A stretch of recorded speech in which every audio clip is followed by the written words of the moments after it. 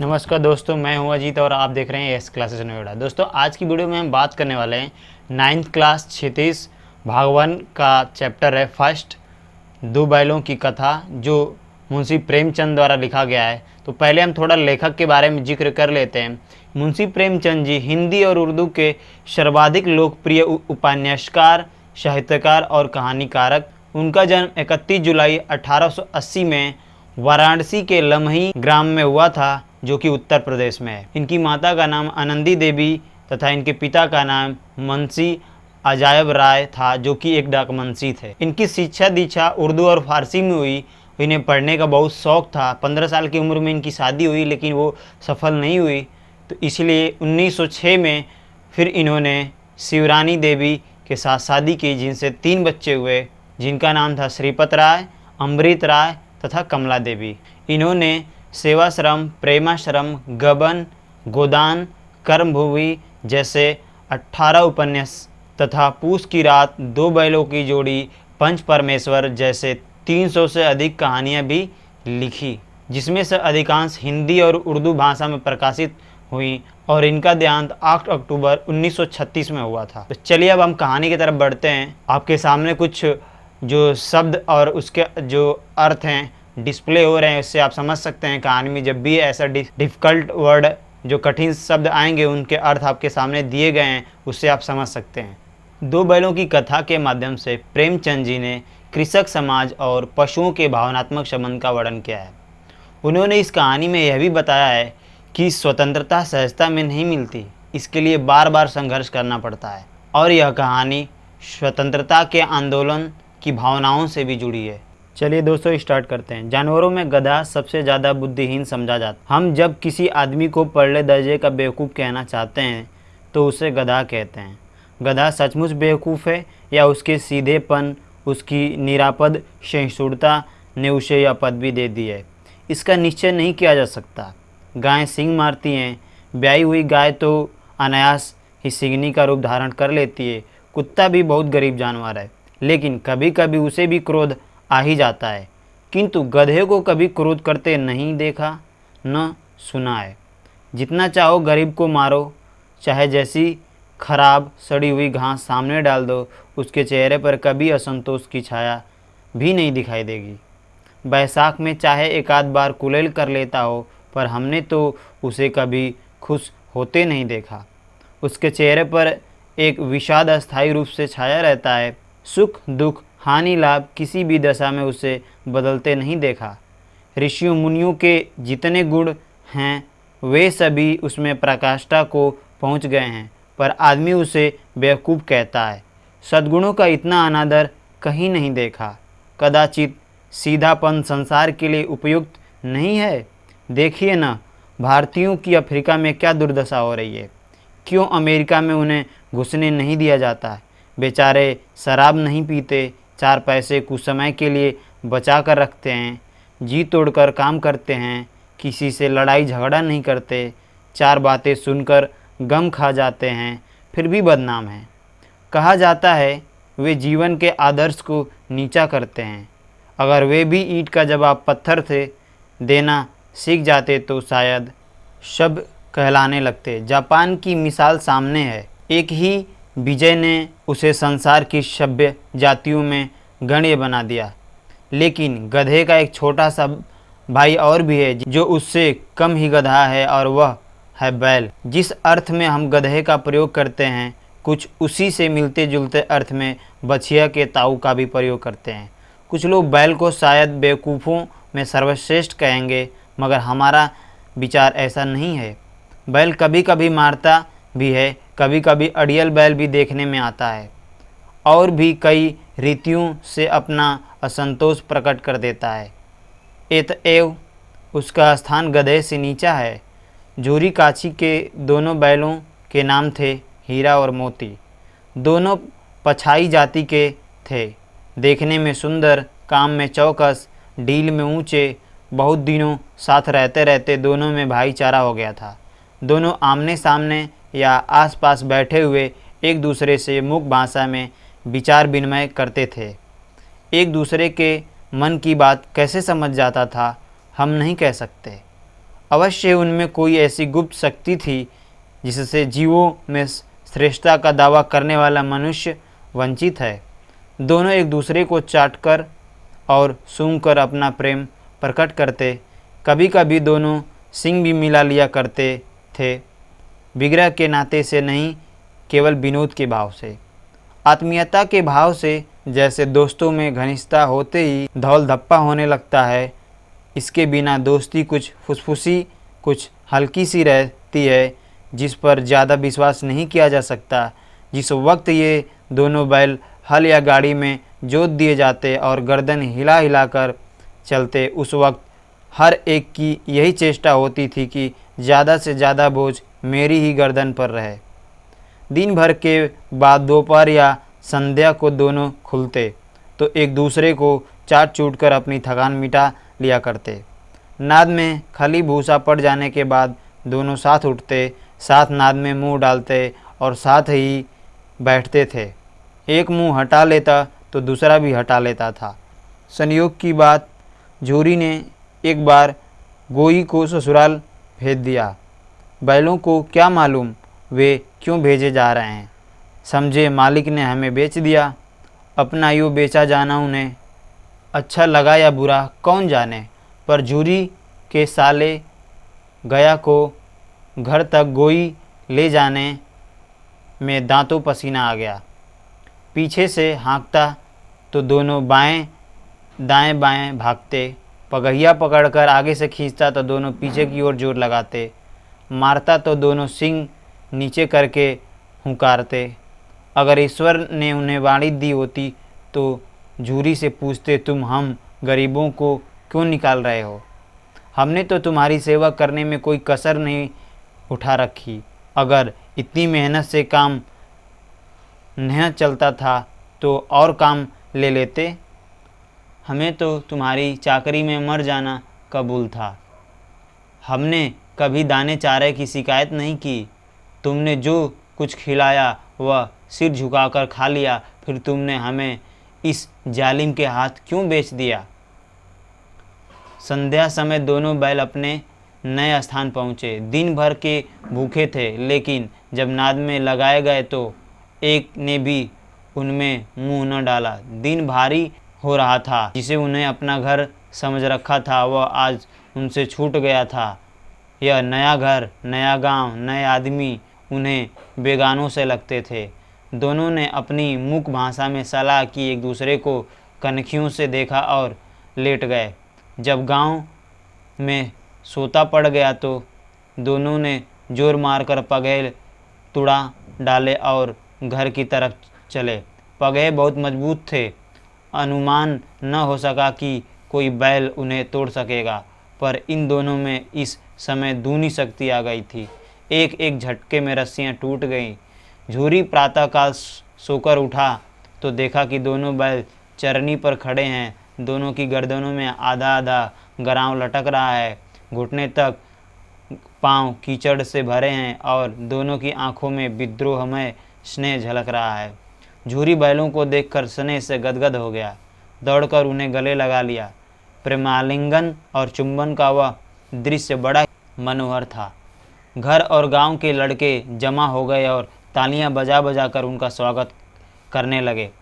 गांव के इतिहास में यह घटना अभूतपूर्व न होने पर भी महत्वपूर्ण थी। बाल सभा ने निश्चय किया, दोनों पशु वीरों को अभिनंदन पत्र देना चाहिए। कोई अपने घर से रोटियां लाया, कोई गुड़, कोई चोकर, कोई भूसी। एक बालक ने कहा, ऐसे बैल किसी के पास न होंगे। दूसरे ने समर्थन किया, इतनी दूर से दोनों अकेले चले आए। तीसरा बोला, बैल नहीं हैं, वे उस जन्म के आदमी हैं। इसका प्रतिवाद करने का किसी को साहस न हुआ। झूरी की स्त्री ने बैलों को द्वार पर देखा तो जल उठी, बोली, कैसे नमक हराम बैल हैं कि एक दिन वहाँ काम न किया, भाग खड़े हुए। झूरी अपने बैलों पर यह आक्षेप न सुन सका। नमक हराम क्यों है? चारा दाना न दिया होगा तो क्या करते? स्त्री ने रोब के साथ कहा, बस तुम ही तो बैलों को खिलाना जानते हो, और तो सब पानी पिला पिला कर रखते हैं। झूरी ने चिढ़ाया, चारा मिलता तो क्यों भागते? स्त्री चिड़ी, भागे इसलिए कि वे लोग तुम जैसे बुद्धुओं की तरह बैलों को सहलाते नहीं, खिलाते हैं तो रगड़ कर जोतते भी हैं। ये दोनों ठहरे कामचोर भाग निकले। अब देखूं कहाँ से खली और चोकर मिलता है। सूखे भूसे के सिवा कुछ न दूंगी, खाए चाहे मरे। वही हुआ। मजूर को कड़ी ताकीद कर दी गई कि बैल को खाली सूखा भूसा दिया जाए। बैलों ने नाद में मुंह डाला तो फीका फीका, न कोई चिकनाहट न कोई रस। क्या खाएं? आशा भरी आंखों से द्वार की ओर ताकने लगे। झूरी ने मजूर से कहा, थोड़ी सी खली क्यों न डाल देता बे? मालकिन मुझे मार ही डालेगी। चुरा कर डाला न दादा, पीछे से तुम भी उन्हीं की सी कहोगे। दूसरे दिन झूरी का साला फिर आया और बैलों को ले चला। अब कि उसने दोनों को गाड़ी में जोता। 2-4 बार मोती ने गाड़ी को सड़क की खाई में गिरा ना चाहा, पर हीरा ने संभाल लिया। वह ज़्यादा सहनशील था। संध्या समय घर पहुंचकर उसने दोनों को मोटी रस्सियों से बांधा और कल की शरारत का मजा चखाया। फिर वही सूखा भूसा डाल दिया। उसने अपने दोनों बैलों को खली चूना सब कुछ दी। दोनों बैलों का ऐसा अपमान कभी न हुआ था। झूरी उन्हें फूल की छड़ी से न छूता था। उसकी टिटकार पर दोनों उड़ने लगते थे। यहाँ मार पड़ी, आहत सम्मान की व्यथा तो थी ही, उस पर मिला सूखा भूसा। नाद की तरफ आंखें तक न उठाई। दूसरे दिन गया ने बैलों को हल में जोता, पर इन दोनों ने जैसे पाँव न उठाने की कसम खा ली थी। वह मारते मारते थक गया, पर दोनों ने पाँव न उठाया। एक बार जब उस निर्दयी ने हीरा की नाक पर खूब डंडे जमाए तो मोती का गुस्सा काबू के बाहर हो गया। हल लेकर भागा। हल, रस्सी, जुआ, जोत सब टूट टाट कर बराबर हो गया। गले में बड़ी बड़ी रस्सियां न होती तो दोनों पकड़ाई में न आते। हीरा ने मूक भाषा में कहा, भागना व्यर्थ है। मोती ने उत्तर दिया, तुम्हारी तो इसने जान ही ले ली थी, अब की बड़ी मार पड़ेगी। पढ़ने दो, बैल का जन्म लिया है तो मार से कहाँ तक बचोगे। गया तो आदमियों के साथ दौड़ा आ रहा है, दोनों के हाथों में लाठियां हैं। मोती बोला, कहो तो दिखा दूं कुछ मजा, मैं भी लाठी लेकर आ रहा है। हीरा ने समझाया, नहीं भाई, खड़े हो जाओ, मुझे मारेगा तो मैं भी 1-2 को गिरा दूंगा। नहीं, हमारी जाति का यह धर्म नहीं है। मोती दिल में ऐंठ कर रह गया। गया आ पहुंचा और दोनों को पकड़ कर ले चला। कुशल हुई कि उसने इस वक्त मारपीट न की, नहीं तो मोती भी पलट पड़ता। उसके तेवर देखकर गया और उसके सहायक समझ गए कि इस वक्त टाल जाना ही मसलहत है। आज दोनों के सामने फिर वही सूखा भूसा लाया गया। दोनों चुपचाप खड़े रहे। घर के लोग भोजन करने लगे। उसी वक्त छोटी सी लड़की 2 रोटियां लिए निकली और दोनों के मुंह में देकर चली गई। उस एक रोटी से इनकी भूख तो क्या शांत होती, पर दोनों के हृदय को मानो भोजन मिल गया। यहाँ भी किसी सज्जन का वास है। लड़की भैरों की थी, उसकी माँ मर चुकी थी। सौतेली माँ उसे मारती रहती थी, इसलिए इन बैलों से उसे एक प्रकार की आत्मीयता हो गई थी। दोनों दिन भर जोते जाते, डंडे खाते अड़ते, शाम को थान पर बांध दिए जाते और रात को वही बालिका उन्हें 2 रोटियां खिला जाती। प्रेम के इस प्रसाद की यह बरकत थी कि 2-2 गाल सूखा भूसा खाकर भी दोनों दुर्बल न होते थे, मगर दोनों ही आंखों में रोम रोम में विद्रोह भरा हुआ था। एक दिन मोती ने मूक भाषा में कहा, अब तो नहीं सहा जाता। हीरा, क्या करना चाहते हो? एकाध को सींगों पर उठाकर फेंक दूंगा, लेकिन जानते हो, वह प्यारी लड़की जो हमें रोटियां खिलाती है उसी की लड़की है जो इस घर का मालिक है। यह बेचारी अनाथ न हो जाएगी तो मालकिन को न फेंक दूं? वही तो उस लड़की को मारती है। लेकिन औरत जात पर सिंह चलाना मना है, यह भूले जाते हो? तुम तो किसी तरह निकलने ही नहीं देते। बताओ, तुड़ाकर भाग चलें? हाँ, यह मैं स्वीकार करता हूँ, लेकिन इतनी मोटी रस्सी टूटेगी कैसे? इसका एक उपाय है। पहले रस्सी को थोड़ा सा चबा लो, फिर एक झटके में जाती है। रात को जब बालिका रोटी खिलाकर चली गई, दोनों रस्सियां चबाने लगे। मोटी रस्सी मुंह में न आती थी, बेचारे बार बार जोर लगाकर रह जाते थे।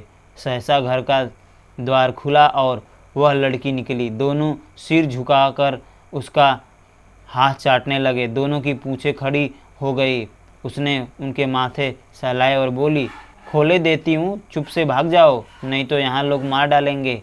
आज घर में सलाह हो रही थी कि इनकी नाकों में नाथ डाल दी जाए। उसने गरां खोल दी, पर दोनों चुपचाप खड़े रहे। मोती ने अपनी भाषा में पूछा, अब चलते क्यों नहीं? हीरा ने कहा, चले तो, लेकिन कल इस अनाथ पर आफत आ जाएगी, सब इसी पर संदेह करेंगे। सहसा बालिका चिल्लाई, दोनों फूफा वाले बैल भागे जा रहे हैं। ओ दादा दादा, दोनों बैल भागे जा रहे हैं, जल्दी दौड़ो। गया हड़बड़ाकर भीतर से बाहर निकला और बैलों को पकड़ने चला। वे दोनों भागे। गया ने पीछा किया और भी तेज हुए। गया ने शोर मचाया।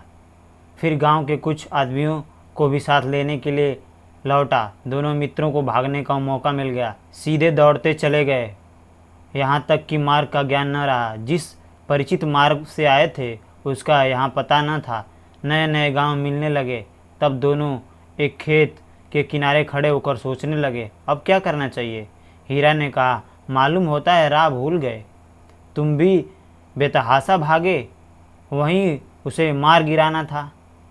उसे मार गिराते तो दुनिया क्या कहती। वह अपना धर्म छोड़ दे, लेकिन हम अपना धर्म क्यों छोड़ें। दोनों भूख से व्याकुल हो रहे थे। खेत में मटर खड़ी थी, चरने लगे। रह रह कर आट ले लेते थे, कोई आता तो नहीं है। जब पेट भर गया, दोनों ने आज़ादी का अनुभव किया तो मस्त होकर उछलने कूदने लगे। पहले दोनों ने डकार ली, फिर सिंग मिलाए और एक दूसरे को ठेलने लगे। मोती ने हीरा को कई कदम पीछे हटा दिया, यहाँ तक कि वह खाई में गिर गया।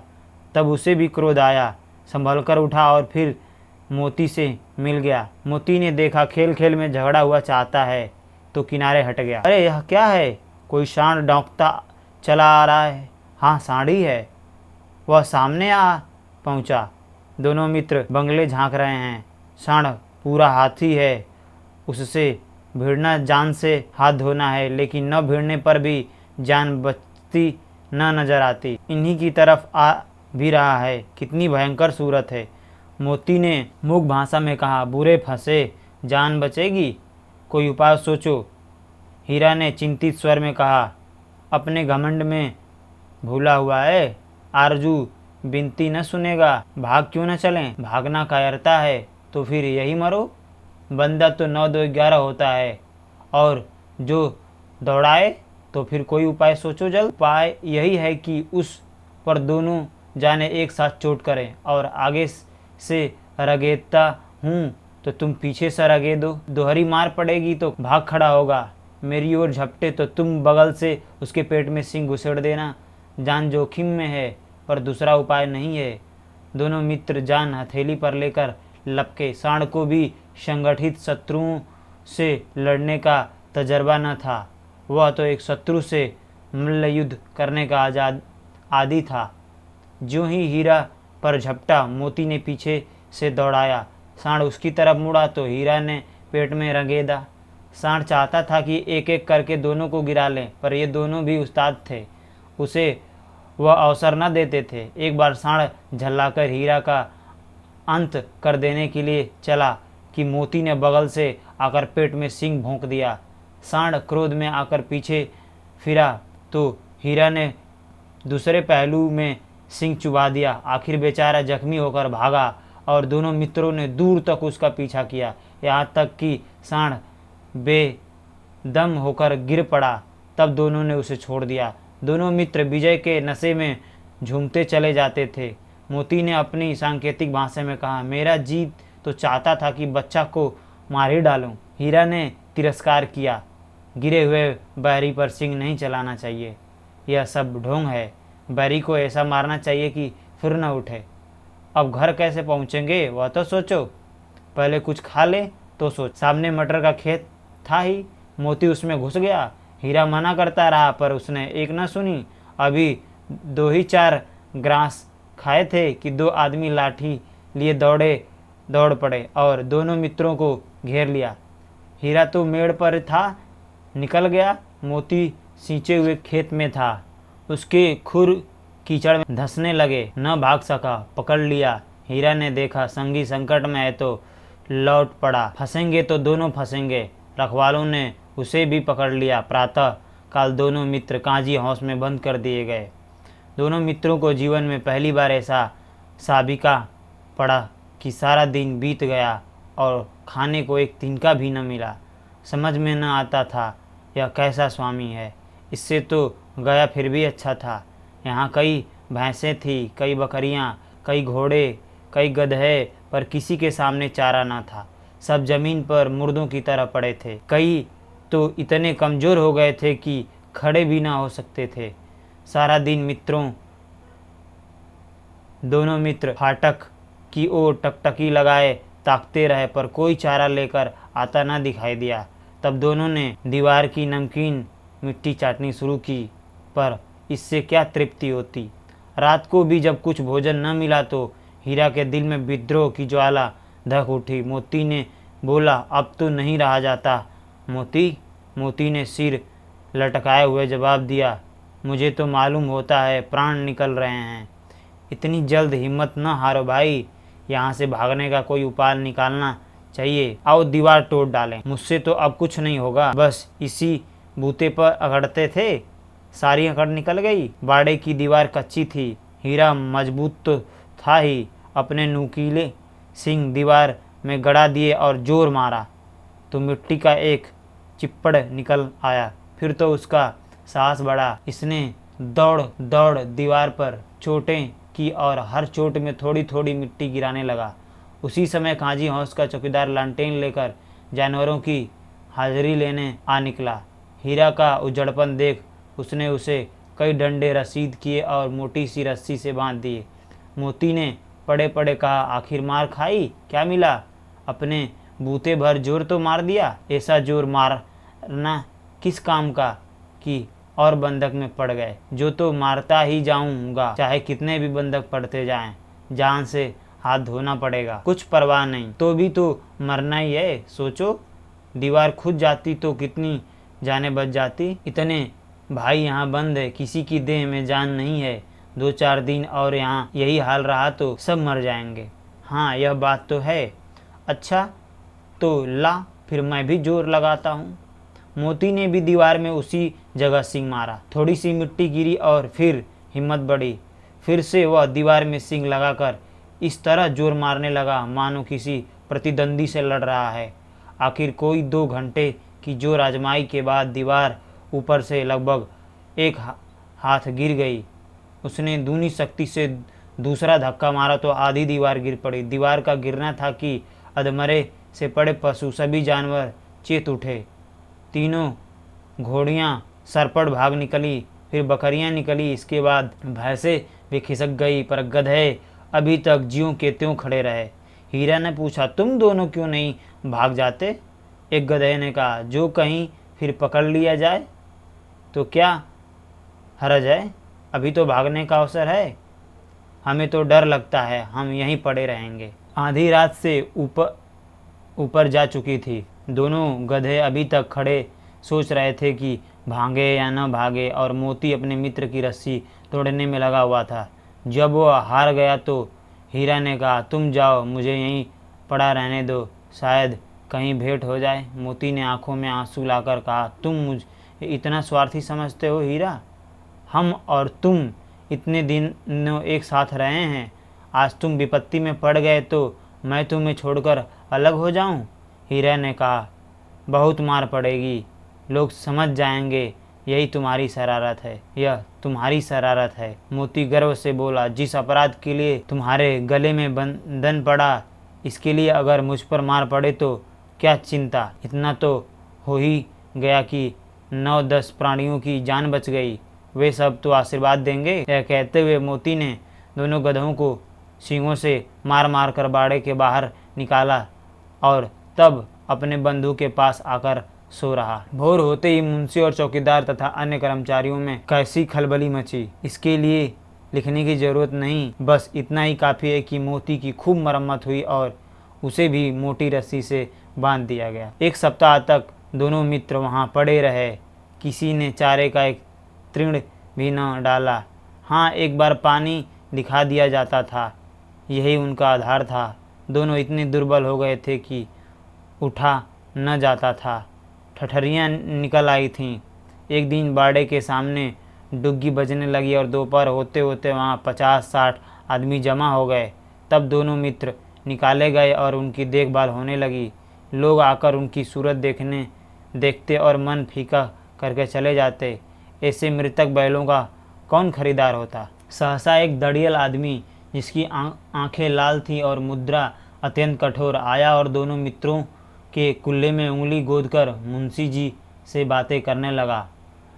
उसका चेहरा देखकर अंतर्ज्ञान से दोनों मित्रों के दिल कांप उठे। वह कौन है और उन्हें क्यों टटोल रहा है, इस विषय में उन्हें कोई संदेह न हुआ। दोनों ने एक दूसरे को भीत नेत्रों से देखा और सिर झुका लिया। हीरा ने कहा, गया के घर से नाहक भागे, अब जान न बचेगी। मोती ने अश्रद्धा के भाव से उत्तर दिया, कहते हैं भगवान सबके ऊपर दया करते हैं, उन्हें हमारे ऊपर क्यों न दया आती। भगवान के लिए हमारा मरना जीना दोनों बराबर है। चलो अच्छा ही है, कुछ दिन उसके पास तो रहेंगे। एक बार भगवान ने उस लड़की के रूप में हमें बचाया था, क्या अब न बचाएंगे। यह आदमी छुरी चलाएगा, देख लेना। तो क्या चिंता है, मांस, खाल, सींग, हड्डी सब किसी न किसी काम आ जाएंगे। नीलामी हो जाने के बाद दोनों मित्र उस दड़ियल के साथ चले। दोनों की बोटी बोटी कांप रही थी। बेचारे पांव तक न उठा सकते थे, पर भय के मारे गिरते पड़ते भागे जाते थे, क्योंकि वह जरा भी चाल धीमी हो जाने पर जोर से डंडा जमा देता था। राह में गाय बैलों का एक रेवड़ हरे हरे हार में चरता नजर आया। सभी जानवर प्रसन्न थे, चिकने चप्पल, कोई उछलता था, कोई आनंद से बैठा पागुर करता था। कितनी सुखी जीवन था इनका, पर कितने स्वार्थी हैं सब। किसी को चिंता नहीं है कि उनके दो भाई बधिक के हाथ पड़े कैसे दुखी हैं। सहसा दोनों को ऐसा मालूम हुआ कि यह परिचित रहा। हाँ, इसी रास्ते से गया उन्हें ले गया था। वही खेत, वही बाग, वही गांव मिलने लगे। प्रतिक्षण उनकी चाल तेज होने लगी। सारी थकान, सारा दुर्बलता गायब हो गई। आह, यह लो, अपना ही हार आ गया।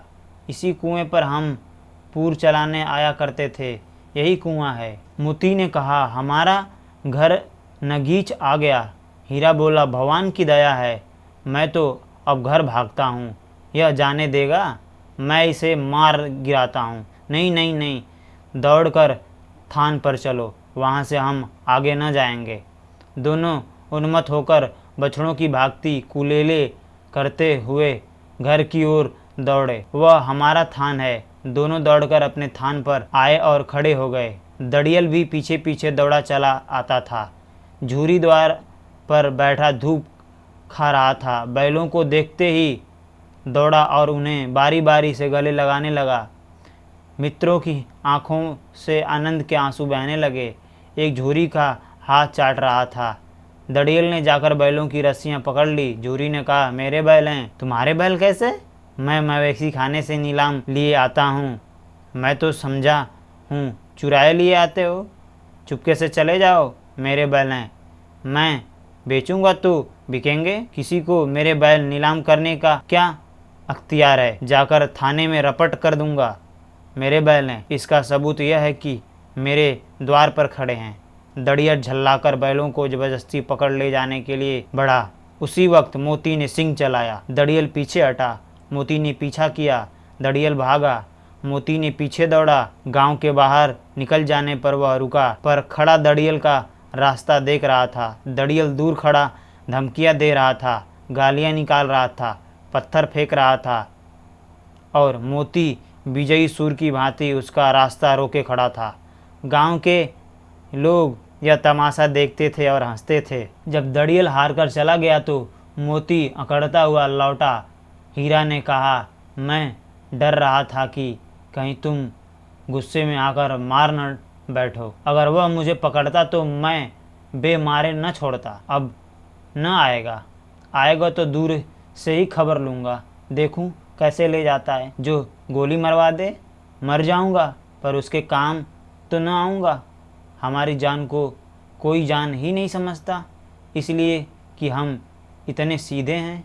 ज़रा देर में नादों में खली, भूसा, चोकर और दाना भर दिया गया और दोनों मित्र खाने लगे। झुर्री खड़ा होकर दोनों को सहला रहा था और 20 लड़के तमाशा देख रहे थे। सारे गांव में उछाह सा मालूम होता था। उसी समय मालकिन ने आकर दोनों के माथे चूम लिए। दोस्तों, इस कहानी से हमें यह सीख मिलती है कि सही और गलत का फ़र्क तो जानवर भी जानते हैं। वो अलग बात है कि हम इन्हें नहीं मानते हैं। मानवता आज भी जीवित है, किंतु वह मानव से जानवरों में स्थानांतरित हो गई है। आशा करता हूँ कहानी सुनकर आपको बहुत मज़ा आया होगा। तो वीडियो को लाइक कीजिए, चैनल को यदि सब्सक्राइब नहीं किए हैं तो सब्सक्राइब करके बेल का आइकन प्रेस कीजिए और अपने दोस्तों के साथ शेयर कीजिए, ताकि आपको बुक पढ़ने के अलावा आप आराम से सुन के इस स्टोरी को बढ़िया से समझ जाएं, ताकि जब भी एग्ज़ाम्स में क्वेश्चन इससे रिलेटेड आए, स्टोरी आपके दिमाग में रहे और आसानी से उसका आंसर आप लिख सकें। मिलते हैं अगली वीडियो में, तब तक के लिए जय हिंद।